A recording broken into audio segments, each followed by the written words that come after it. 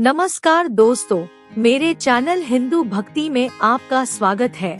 दोस्तों, अगर आप मेरे चैनल पर नए हैं तो कृपया मेरे चैनल को सब्सक्राइब जरूर करें और अगर मेरा वीडियो अच्छा लगे तो कृपया लाइक, कमेंट और शेयर जरूर करें।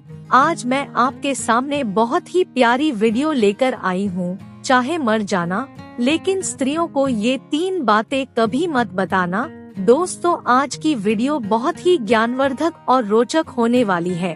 आज की वीडियो का मकसद है कि कभी भी ये 3 बातें स्त्रियों को या अपनी पत्नी को नहीं बतानी चाहिए। जो भी आदमी ये 3 बातें स्त्री को बता देता है, वो आदमी सदा ही गरीब रहता है और हमेशा दुखी रहता है।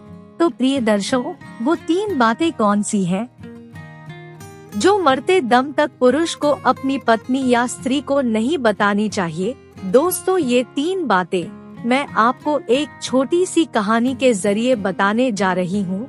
दोस्तों, आज की ये कहानी बहुत ही ज्ञानवर्धक और प्रेरणादायक है।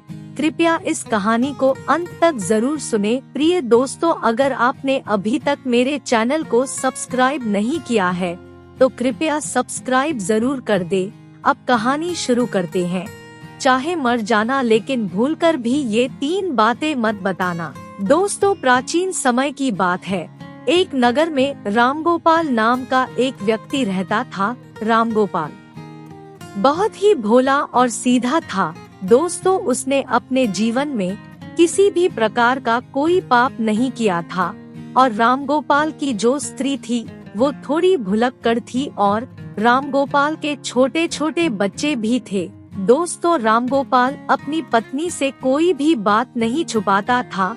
रामगोपाल अपने घर में अकेला ही काम करने वाला था। जिस नगर में रामगोपाल रहता था वो पूरे गांव में अकेला ही सबसे ज्यादा गरीब था। नगर के ज्यादातर लोग रामगोपाल की गरीबी का बहुत मजाक उड़ाया करते थे। दोस्तों, रामगोपाल अपने नगर के एक अमीर आदमी के घर नौकरी किया करता था और उनकी गायों की देखभाल किया करता था।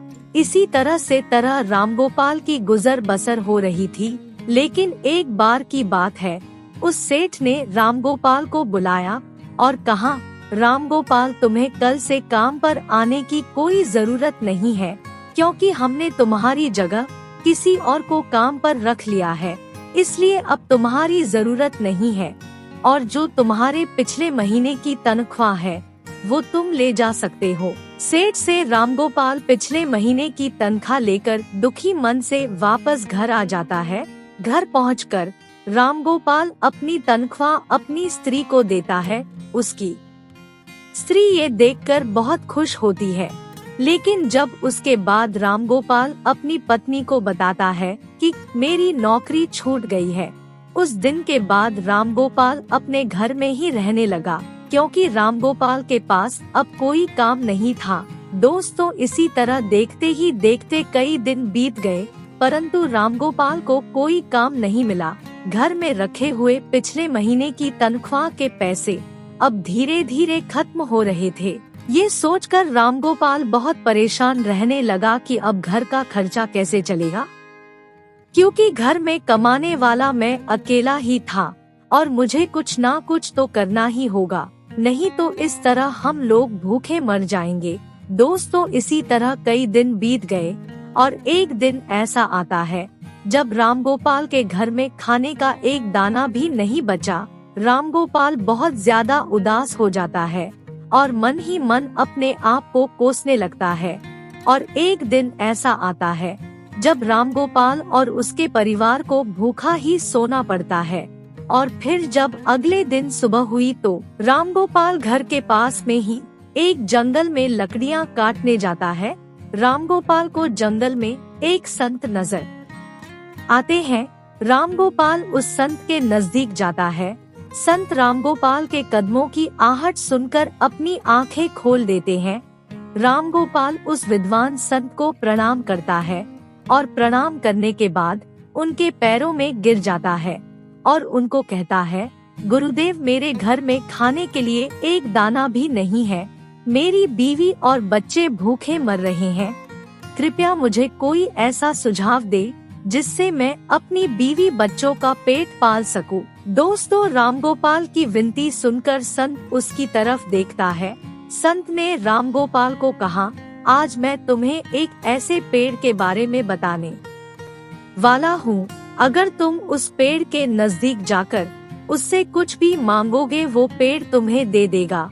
और अगर तुम उस पेड़ की छोटी सी लकड़ी भी तोड़ लेते हो तो वो सोने में बदल जाएगी। इस तरह तुम्हारे घर का खर्चा भी चल जाएगा। लेकिन ये बताने के बाद संत ने कहा, लेकिन एक बात ध्यान रखना, अगर तुमने इस पेड़ के बारे में किसी और को बताया तो उस दिन के बाद ये पेड़ तुम्हें कुछ भी नहीं देगा। दोस्तों, रामगोपाल तो सीधा साधा था। रामगोपाल संत के द्वारा बताए हुए पेड़ के पास जाता है। उस पेड़ के नजदीक पहुंचकर रामगोपाल को सबसे पहले अपनी पत्नी और अपने बच्चों की याद आ गई। उनकी भूख के बारे में सोचकर रामगोपाल सबसे पहले पेड़ से एक बोरी चावल मांगता है। जैसे ही रामगोपाल ने चावल मांगे, उसी समय उसके सामने चावल की एक बोरी आ गई। रामगोपाल एक बोरी चावल को लेकर घर चला जाता है और घर जाकर अपनी बीवी और बच्चों को चावल खिलाता है। उस दिन रामगोपाल ने अपनी पत्नी को ये नहीं बताया कि वो चावल कहाँ से लाया है। अगले दिन रामगोपाल फिर उस पेड़ के पास जाता है और उससे 5 स्वर्ण मुद्राएं मांगता है। और जैसे ही रामगोपाल मांगता है, उसी समय पेड़ उसे 5 स्वर्ण मुद्राएं दे देता है। रामगोपाल 5 सोने के सिक्के पाकर बहुत खुश होता है और अपने घर वापस चला जाता है। घर पहुंचकर रामगोपाल अपनी पत्नी को 5 सोने के सिक्के देता है। रामगोपाल की पत्नी सिक्कों देखकर बहुत खुश होती है और उससे पूछती है कि ये सिक्के कहाँ से आए। रामगोपाल उसे सारी बात बता देता है। दोस्तों, रामगोपाल अपनी पत्नी से कुछ नहीं छुपाता, मगर रामगोपाल को इस बात का भी पता था कि उसकी पत्नी भुलक्कड़ है। वो सारी बातें अपने पड़ोसियों को बता देती है, जो भी मैं इसको बताता हूँ। लेकिन फिर भी रामगोपाल सारी बातें अपनी पत्नी को बता देता है। इसके बाद देखते ही देखते कई दिन बीत गए। रामगोपाल रोज सुबह 5 सिक्के उस पेड़ से मांग कर लाने लगा। और फिर एक दिन की बात है, जब रामगोपाल हजारों सिक्के उस पेड़ से मांग लेता है। और जैसे ही रामगोपाल मांगता है, एकदम से उसके सामने बोरी भरकर सोने के सिक्के आ जाते हैं। रामगोपाल सिक्कों से भरी हुई बोरी को अपनी बैल की पीठ पर रखकर घर ले जाता है। दोस्तों, उस संत का आशीर्वाद और पेड़ से सिक्के लेकर रामगोपाल कुछ ही दिनों में धनवान हो गया। रामगोपाल के पास बहुत सारा धन इकट्ठा हो गया। दोस्तों, रामगोपाल को इतना धनवान देखकर आसपास के लोग हैरान रह गए। वो सोचने लगे कि इसके पास इतना सारा धन कहाँ से आ गया। दोस्तों, रामगोपाल से अगर कोई पूछता कि तुम इतनी जल्दी धनवान कैसे हो गए, तो रामगोपाल किसी को सच नहीं बताता था, क्योंकि रामगोपाल को सिद्ध संत ने बताने से मना किया था। जब रामगोपाल ने कुछ नहीं बताया तो वो लोग उसकी पत्नी से पूछने लगे। दोस्तों, आपको पता ही है, रामगोपाल की जो पत्नी है वो भोले स्वभाव की थी। उसके पेट में कोई भी बात नहीं पचती थी। उसने गांव वालों को बता दिया कि उसका पति कहां से धन लेकर आता है। और देखते ही देखते एक दिन जब रामगोपाल धन लेने के लिए पेड़ के पास जाता है, तो वो वृक्ष रामगोपाल को धन नहीं देता। रामगोपाल कई बार उसे मांगता है, लेकिन वृक्ष उसको कुछ नहीं देता। दोस्तों, उस दिन रामगोपाल अपने घर वापस चला जाता है और इस चीज के बारे में ज्यादा नहीं सोचता। मगर जब अगले दिन रामगोपाल फिर वृक्ष के पास जाता है, तो उस दिन भी रामगोपाल घंटों वृक्ष से मांगता रहता है, लेकिन उसे कुछ भी नहीं मिलता। फिर रामगोपाल निराश होकर अपने घर वापस आ जाता है। रामगोपाल अपने घर आकर अपनी पत्नी से कहता है, हे भाग्यवान, आज मैं वृक्ष के पास जाकर आया हूँ। वृक्ष से जब मैंने धन मांगा तो उसने नहीं दिया। कहीं तुमने किसी को वृक्ष के बारे में बता तो नहीं दिया? तो दर्शकों, रामगोपाल की पत्नी भुलक्कड़ स्वभाव की थी और वो अपने मन में किसी भी तरह की बात नहीं छुपाती थी। रामगोपाल की पत्नी ने रामगोपाल से कहा, जब गांव वालों ने मुझसे पूछा कि तुम्हारे पास इतना धन कहाँ से आ रहा है, तो मैंने उनको सब बता दिया। दोस्तों, अपनी पत्नी के मुख से ये बात सुनकर रामगोपाल समझ गया कि हो ना हो ये सारी करतूत मेरी बीवी की है। उसके बाद रामगोपाल अपनी पत्नी को बहुत डांटता है और फिर इस बात को कई महीने बीत जाते हैं। रामगोपाल के पास जो धन था वो धीरे धीरे खत्म होने लगा था और देखते ही देखते रामगोपाल फिर पहले की तरह गरीब हो गया। फिर एक दिन ऐसा आया कि रामगोपाल के घर खाने के लिए एक दाना भी नहीं बचा। दोस्तों, एक दिन जब रामगोपाल और उसका परिवार रात को भूखा सोता है तो रामगोपाल अपनी पत्नी को कोसने लगता है और अपनी पत्नी से कहता है, ये सब कुछ तुम्हारी वजह से हो रहा है। अगर मैं तुम्हें ना बताता तो आज ये दिन नहीं देखना पड़ता। लेकिन दोस्तों कहते हैं ना, अब पछताए क्या होत जब चिड़िया चुग गई खेत। लेकिन दोस्तों, अब कहने का क्या फायदा। एक दिन रामगोपाल उस संत को ढूंढने के लिए फिर जंगल में जाता है, मगर वो संत उसे वहाँ नहीं मिलता। संत को ढूंढते ढूंढते कई घंटे बीत गए और फिर एक जगह उसे वो संत नजर आते हैं। संत को देखते ही रामगोपाल उनके चरणों में गिरकर रोने लगता है और संत को कहता है, गुरुजी, मेरे से ऐसी कौन सी भूल हो गई जिसकी वजह से आप मुझसे रूठ गए हो। आप ही मेरे विधाता हो, कृपया मेरी भूल को माफ करो। मेरी एक गलती की वजह से आज मेरे बच्चे भूखे सो रहे हैं, इसलिए भगवान आप मेरी मदद करें।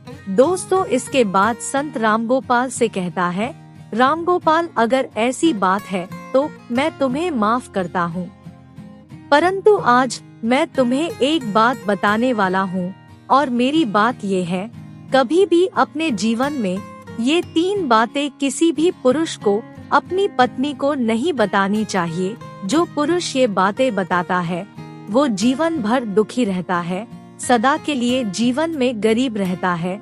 दोस्तों, उसके बाद विद्वान संत ने कहा, रामगोपाल, अगर तुम आज से ही ये 3 बातों पर अमल कर लोगे तो फिर से तुम्हारे अच्छे दिन आ जाएंगे। तुम्हारे पास उसी तरह धन आने लगेगा जैसे पहले आ रहा था। तो दोस्तों, संत रामगोपाल को पहली बात बताने लगता है और कहता है कि सबसे पहली बात ये है कि कभी भी किसी पुरुष को अपनी पत्नी को अपनी कमाई का जरिया नहीं बताना चाहिए, क्योंकि अगर आप अपनी स्त्री को अपनी कमाई का जरिया बता देते हैं और अपनी कमाई के बारे में बता देते हैं तो वो आपको खर्च नहीं करने देगी और इसके साथ हो वो कमाई के जरिए के बारे में पड़ोस में ढिंढोरा पीट देती है। दोस्तों, दूसरी बात, कभी भी किसी पुरुष को अपनी पत्नी को अपनी कमजोरी नहीं बतानी चाहिए, क्योंकि जो पुरुष पत्नी को अपनी कमजोरी बताता है वो खुद फंस जाता है। क्योंकि अगर आप अपनी पत्नी को अपनी कमजोरी बताते हो, वो बार बार आपकी कमजोरी पकड़ लेगी और आपसे अपना काम करवाने लगेगी। उस कमजोरी को पकड़कर आपको दबाने लगेगी और अगर आप अपनी कमजोरी पत्नी को बता देते हो तो आप अपने जीवन में हमेशा पछताते ही रहोगे। दोस्तों, इसलिए किसी भी पुरुष को अपनी पत्नी को अपनी कमजोरी नहीं बतानी चाहिए। तीसरी बात, किसी भी पुरुष को अपने जीवन में अपने अपमान के बारे में अपनी पत्नी को कभी नहीं बताना चाहिए। मतलब जो पुरुष अपनी पत्नी को अपने अपमान के बारे में बताता है तो आपकी पत्नी हर छोटे छोटे झगड़े पर आपके अपमान को बताकर आपको और ज्यादा अपमानित करेगी, आपको मजबूर करेगी और बार बार आपको उस अपमान का हवाला देगी। स्त्री इच्छा और कर्म से बंधी होती है, इनके मन में अपनी इच्छाएं छुपी होती है। वो अपनी बातें तो किसी को नहीं बताती, लेकिन दूसरों की बातें वो जरूर लोगों तक पहुंचा देती है। इसलिए अगर आप अपने अपमान के बारे में अपनी पत्नी को बताते हैं तो वो आपको उम्र भर परेशान करेगी। प्रिय दोस्तों, ये 3 बातें कभी भी पुरुष को अपनी स्त्री को नहीं बतानी चाहिए। रामगोपाल संत की बताई हुई तीनों बातों पर अमल करता है और उसके बाद अपने घर वापस चला जाता है और घर जाकर इन 3 बातों पर अमल करने लगता है। दोस्तों, कुछ समय के अंदर ही रामगोपाल के अच्छे दिन वापस आने लगते हैं। दोस्तों, आपको ये कहानी कैसी लगी, ये आप मुझे कमेंट बॉक्स में जरूर बताएं।